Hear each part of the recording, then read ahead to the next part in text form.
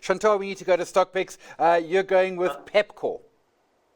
Yes, so we had results yesterday from Pepkor that were absolutely fantastic, and it showed real intent from management in terms of what the strategy is going forward.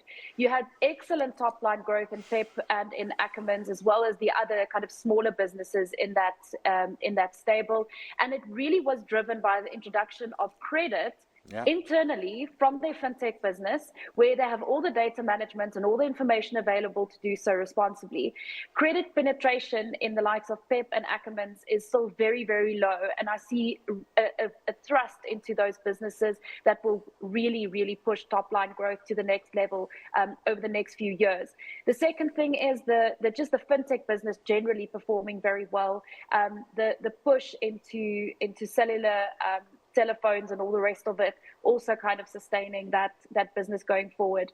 They've managed to improve margins. I see more scope for margin gains from them. And yeah, just an overall really solid result, trading on a 15 times forward PE.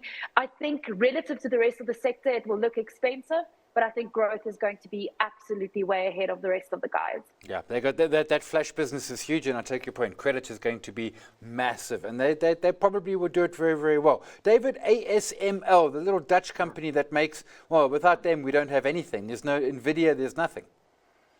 They make big machines, really, really big machines. But they're unique. They're an absolute monopoly. I know that there's some competitors that people talk about. But I mean, if with the demand for semiconductors just going to blow out over the next couple of years, they're in a super position. And I think competition's a long way away. I know we're always looking for it. There's nothing in China. So I think, yeah, they're conservative. They've been held back quite a bit because of the issues with Trump and restrictions placed on them. But I think it's a good time to get in now.